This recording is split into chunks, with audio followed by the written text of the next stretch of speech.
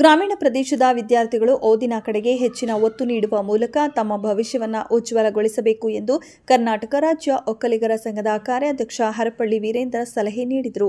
ಸಮೀಪದ ಹಳೆ ಕೂಡಿಗೆ ಸರ್ಕಾರಿ ಹಿರಿಯ ಪ್ರಾಥಮಿಕ ಶಾಲೆಯ ವಿದ್ಯಾರ್ಥಿಗಳಿಗೆ ಶನಿವಾರ ಕೊಡುಗೆಯಾಗಿ ನೋಟ್ ಪುಸ್ತಕಗಳನ್ನು ವಿತರಣೆ ಮಾಡಿ ಅವರು ಮಾತನಾಡಿದರು. ಇತ್ತೀಚಿನ ದಿನಗಳಲ್ಲಿ ವಿದ್ಯಾರ್ಥಿಗಳು ಮೊಬೈಲ್ ಮತ್ತು ಟಿವಿ ವೀಕ್ಷಣೆಗೆ ಹೆಚ್ಚಿನ ಸಮಯವನ್ನು ವ್ಯಯ ಮಾಡುತ್ತಿದ್ದಾರೆ. ಪೋಷಕರು ಮಕ್ಕಳ ಮೊಬೈಲ್ ಗೀಳನ್ನು ನಿಯಂತ್ರಿಸುವಲ್ಲಿ ವಿಫಲರಾಗುತ್ತಿದ್ದಾರೆ ಎಂದು ಬೇಸರ ವ್ಯಕ್ತಪಡಿಸಿದರು. ಇನ್ನು ಶಾಲೆಯಲ್ಲಿ ಶಿಕ್ಷಕರು ಮಕ್ಕಳ ಶೈಕ್ಷಣಿಕ ಪ್ರಗತಿಗೆ ಶ್ರಮಿಸುತ್ತಿದ್ದಾರೆ. ಇವರಿಗೆ ಪೋಷಕರು ಸಹಕಾರ ನೀಡಬೇಕು. ಶಾಲೆಗೆ ಕಳುಹಿಸುವುದು ಮುಖ್ಯವಲ್ಲ, ಅವರು ಶಾಲೆಯಲ್ಲಿ ಹೇಗೆ ಓದುತ್ತಿದ್ದಾರೆ ಎಂಬ ಬಗ್ಗೆ ಪರಿಶೀಲನೆ ನಡೆಸಬೇಕು. ಶಾಲೆಗಳಿಗೆ ಭೇಟಿ ನೀಡಿ ತಮ್ಮ ಮಕ್ಕಳ ಕಲಿಕೆ ಬಗ್ಗೆ ಶಿಕ್ಷಕರೊಂದಿಗೆ ಚರ್ಚೆ ನಡೆಸಬೇಕು ಎಂದು ಸಲಹೆ ನೀಡಿದರು. ನಿಮ್ಮ ಜೊತೆ ಮಾತಾಡಬೇಕು. ನೀವೆಲ್ಲ ಬೆಳೆದು ಇವತ್ತಿನ ಮಕ್ಕಳು, ಇಂದಿನ ಮಕ್ಕಳು, ಮುಂದಿನ ಪ್ರಜೆಗಳು. ನೀವೆಲ್ಲ ಒಳ್ಳೆ ವಿದ್ಯಾಭ್ಯಾಸ ಮಾಡಿ, ಒಳ್ಳೆ ಫ್ಯೂಚರ್ ಇದೆ, ನಿಮಗೆ ಒಳ್ಳೆ ಭವಿಷ್ಯ ಇದೆ. ದೊಡ್ಡ ದೊಡ್ಡ ವ್ಯಕ್ತಿಗಳ ಜೀವನ ಚರಿತ್ರೆಗಳನ್ನು ಓದಿ, ಗುರು ಹಿರಿಯರು ಏನು ಹೇಳ್ಕೊಡ್ತಾರೆ ಅದೆಲ್ಲ ನೀವು ದಿನದಿಂದ ದಿನಕ್ಕೆ ಕಲಿತು ಎಲ್ಲ ಹೇಳುವಾಗ ಇಂದಿನ ಮಕ್ಕಳು, ಮುಂದಿನ ಪ್ರಜೆಗಳು, ನಿಮಗೆಲ್ಲ ಭವಿಷ್ಯ ಇದೆ, ಒಳ್ಳೆ ದೊಡ್ಡ ದೊಡ್ಡ ಭವಿಷ್ಯ ಇದೆ. ಯಾಕೆ ಅಂತ ಹೇಳಿದ್ರೆ ಇವತ್ತಿನ ನಿಮ್ಮ ಸಾಫ್ಟ್ವೇರ್ ಯುಗದಲ್ಲಿ ನಿಮ್ಗೆ ಏನು ಬೇಕೋ ಅದೆಲ್ಲ ಫಿಂಗರ್ ಟಿಪ್ಸಲ್ಲಿ ಇರ್ತದೆ. ಅದೇ ಥರ ನೀವು ಈ ಫೌಂಡೇಶನ್ನ ಗಟ್ಟಿಯಾಗಿ ಮಾಡ್ಕೊಂಡ್ರೆ ಕೆಲಸಕ್ಕೆ ಅಥವಾ ಯಾವುದಕ್ಕೂ ಅಲಿಬೇಕಾಗಿಲ್ಲ. ಯಾಕೆ ಅಂತ ಹೇಳಿದ್ರೆ ಮುಂದೆ ನೀವು ಡಿಗ್ರಿಗೆ ಬಂದಾದಮೇಲೆ ಒಳ್ಳೆ ಕಾಲೇಜಿಗೆ ಸೆಲೆಕ್ಷನ್ ಆದರೆ ಕ್ಯಾಂಪಸ್ ಸೆಲೆಕ್ಷನ್ ಆಗುತ್ತೆ.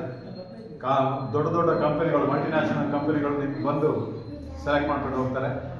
ಮತ್ತು ನಿಮಗೆ ಜಾಬ್ ಹುಡುಕುವ ಒಂದು ಕಷ್ಟದ ಪರಿಸ್ಥಿತಿ ಬರೋದಿಲ್ಲ. ಹಾಗಾಗಿ ಎಲ್ಲ ಪುಟಾಣಿ ಮಕ್ಕಳಿದ್ದೀರಿ, ಚಿಕ್ಕಂದಿನೇ ಬೆಳೆಯುವ ಕುಡಿ ಮೊಳಕೆ.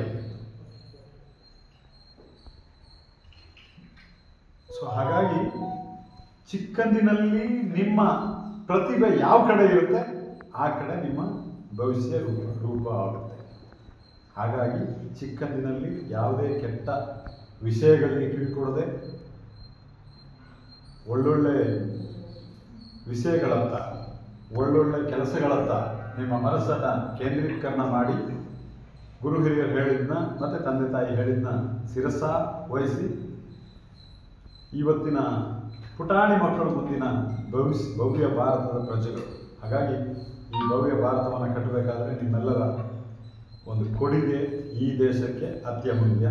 ಹಾಗಾಗಿ ನಿಮಗೆಲ್ಲ ಒಳ್ಳೆಯದಾಗಲಿ, ತುಂಬ ಶ್ರದ್ಧೆ ಇಟ್ಟು ಓದಿ, ನಿಮ್ಮ ಮುಂದಿನ ಭವಿಷ್ಯ ತುಂಬ ಚೆನ್ನಾಗಾಗುತ್ತೆ ಅಂತ ಹೇಳ್ತಾ ಇಲ್ಲಿ ಆಸೀನರಾಗಿರುವಂಥ ಎಲ್ಲರಿಗೂ ಮತ್ತೊಮ್ಮೆ ವಂದಿಸಿದ ನಾನೊಂದೆರಡು ಮಾತುಗಳನ್ನು ಮುಗಿಸ್ತೇನೆ. ಎಲ್ಲ ಪುಟಾಣಿ ಮಕ್ಕಳಿದ್ರಿ, ಇನ್ನೇನು ಹೇಳಿದ್ರು ನೀವು ಆಗಲೇ ನಿದ್ರೆ ಬರ್ತಾ ಇದೆ, ಊಟ ಮಾಡಿಲ್ಲ ಅಂತ ಕಾಣ್ತೀವಿ.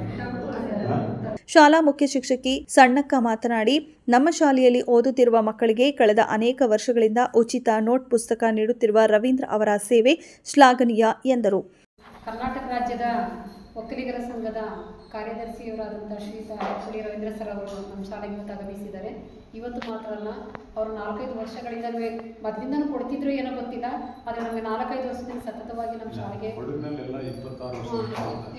ವರ್ಷದಿಂದಲೂ ಸರ್, ಅದೇ ನಮ್ಮ ಕಣ್ಣಿಗೆ ಬಿದ್ದಿತ್ತು ಸರ್. ನಮ್ಗೆ 5 ವರ್ಷದಿಂದವ ಅಂದರೆ ಇಷ್ಟು ದಿನದವರೆಗೂ ನಮ್ಮ ಈ ಕೊಡಗ ಜಿಲ್ಲೆಗೆ ಅವರು ಉಚಿತವಾಗಿ ನೋಟ್ ಪುಸ್ತಕಗಳನ್ನ ಪ್ರತಿ ಒಂದು ಶಾಲೆಗೆ ತಪ್ಪದ ರೀತಿಗೆ ಅವರು ಕೊಡ್ತಾ ಇದ್ದಾರೆ. ನಿಜವಾಗ್ಲೂ ಅವರ ದಾನ ಇದೆಯಲ್ಲ, ಅದು ನಿಜವಾಗ್ಲೂ ಮಹಾದಾನ. ಅನ್ನದಾನ, ರಕ್ತದಾನ, ವಿದ್ಯಾದಾನ ಇದೆಯಲ್ಲ, ವಿದ್ಯಾದಾನವನ್ನು ಯಾವುದೇ ಇದರಿಂದನೂ ನಾವು ಅದನ್ನು ಮರೆಯೋಕ್ಕಾಗಲ್ಲ. ಯಾಕಂದರೆ ಅವರು ಬೇರೆ ಕಾನ್ವೆಂಟ್ಗಳು ಕೊಡ್ಬೋದಾಗಿತ್ತು, ದೊಡ್ಡ ದೊಡ್ಡ ಶಾಲೆಗಳು ಕೊಡ್ಬೋದಾಗಿತ್ತು, ಆದರೆ ಅವರು ಯಾಕೆ ಸರ್ಕಾರಿ ಶಾಲೆಗಳನ್ನ ಆಯ್ಕೆ ಮಾಡ್ಕೊಂಡಿದ್ದಾರೆ ಅದನ್ನು ನಾವು ಮೇನ್ ಇಂಪಾರ್ಟೆಂಟ್ ಅವ್ರನ್ನ ನಾವು ನೆನೆಸ್ಕೋಬೇಕು. ಸರ್ಕಾರಿ ಶಾಲೆಯಲ್ಲಿ ಇರುವಂಥ ಮಕ್ಕಳೆಲ್ಲ ಎಂಥ ಮಕ್ಕಳು, ಬಡವರ ಮಕ್ಕಳು. ಅದಕ್ಕೋಸ್ಕರ ನೋಡಿ, ಅವರು ಬಡವರ ಮಕ್ಕಳು ಚೆನ್ನಾಗಿ ಓದಿ ಅವರು ನಮ್ಮ ದೇಶದ ಪ್ರಜೆಗಳಾಗಿ ನೋಡಿ ಅವ್ರು ಮಾತಾಡುವಾಗ ಅವ್ರು ಹೇಳಿದ್ರು, ನಮ್ಮ ದೇಶದ ಮಕ್ಕಳಿಗೆ ಮುಂದಿನ ಪ್ರಜೆಗಳಾಗಬೇಕು, ನಮ್ಮ ದೇಶವನ್ನು ಆಳ್ವಿಕೆ ಮಾಡೋಕ್ಕೆ ನಿಮ್ಮ ಕೊಡುಗೆ ಅಪಾರವಾಗಿದೆ ಅಂತ ಹೇಳಿದ್ರು. ನಿಜವಾಗ್ಲೂ ಅವ್ರು ಹೇಳಿದಂಥ ಮಾತನ್ನು ನಾವು ಪ್ರತಿಯೊಂದು ಮಾತನ್ನು ನೆನೆಸ್ಕೋಬೇಕಾಗ್ತದೆ. ಹಾಗೆಯೇ ಅವರು ಇದೇ ರೀತಿಯಲ್ಲಿ ಅವರು ಜೀವಂತವಾಗಿ ಇರೋವರೆಗೂ ಸಮೇತವ ಈ ರೀತಿಯ ವಿದ್ಯಾದಾನವನ್ನು ಮಾಡ್ತಾ ಇರೋದ್ರಿಂದ ಪ್ರತಿಯೊಬ್ಬರೂ ನೆನೆಸ್ಕೋಬೇಕಾಗಿರುವಂಥವ ಇಂಥ ಈ ಸನ್ನಿವೇಶವನ್ನು ನಾವು ಅವರು ನಮಗೆ ಹಂಚ್ಕೊಡ್ತಾ ಇದ್ದಾರೆ. ಹಾಗೆ ನನಗೆ ಅವರ ಏನಪ್ಪ ಅಂತಂದರೆ, ಚುನಾವಣೆ ಇದ್ದಾದಾಗ ನಾನು ರವೀಂದ್ರ ಸರ್ನ ನೆನೆಸ್ಕೊಂಡೆ. ಚುನಾವಣೆ ಇದ್ದಾಗ ಯಾಕೆಂದರೆ ರವೀಂದ್ರ ಸರ್ಗೆ ಟಿಕೆಟ್ ಸಿಕ್ಕಿಲ್ಲ ಅಂತಂದಾಗ ನಂಗೆ ಬೇಜಾರಾಯಿತು. ಅದನ್ನು ಈಗ ಅವ್ರ ಮುಂದೆ ನಾನು ಹೇಳ್ತಾ ಇದ್ದೀನಿ, ಅವ್ರು ಬೇಜಾರು ಮಾಡ್ಕೊಳ್ಳೋದು ಬೇಡ. ಯಾಕೆಂದರೆ ನಮ್ಮ ಕೊಡಗಿನಲ್ಲಿ ಸುಮಾರು ಟಾರ್ಗೆಟ್ಗಳು ಇರ್ತವೆ. ಯಾಕಂದರೆ ನಾವು ಅದ್ರ ವಿಷಯ ಮಾತಾಡಬಾರ್ದು, ನಾವು ಸರ್ಕಾರಿ ನೌಕರರಾಗಿ ಆದರೂ ನಾನು ಹೇಳ್ತಾ ಇದ್ದೀನಿ ಅವ್ರ ಮುಂದೆ ಏನಂತವ ಅಂದರೆ ನಾನು ಬೇಜಾರಾಯ್ತಾಗ ಸರಿ ಇಷ್ಟೆಲ್ಲ ಮಾಡ್ತಾ ಇದ್ದಾರೆ, ಇಷ್ಟೆಲ್ಲ ಇದು ಮಾಡ್ತಾ ಇದ್ದಾರೆ, ಇದು ಕಣ್ಣಿಗೆ ಜನರಿಗೆ ಯಾರಿಗೂ ಕಾಣಿಸಿಲ್ಲ ಅಂತ ಬೇಜಾರಾಯ್ತು ನನಗೆ. ಆಗ ನಾನು ಸರ್ನ ನೆನಪು ಮಾಡಿಕೊಂಡೆ, ರವೀಂದ್ರ ಸರ್ನ.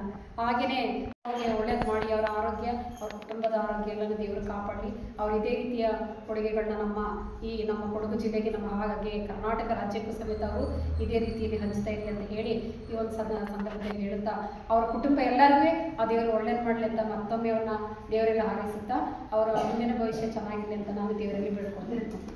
ಈ ಸಂದರ್ಭ ಶಾಲಾ ಅಭಿವೃದ್ಧಿ ಸಮಿತಿ ಅಧ್ಯಕ್ಷ ಮೇಘ, ಶಾಲಾ ಶಿಕ್ಷಕರಾದ ಕಮಲಾ, ದೀಪಿಕಾ, ವಿಜಯಲಕ್ಷ್ಮಿ ಹಾಗೂ ಸಮಾಜ ಸೇವಕ ಖಾಸಿಂ ಮಾದಾಪುರ ಉಪಸ್ಥಿತರಿದ್ದರು.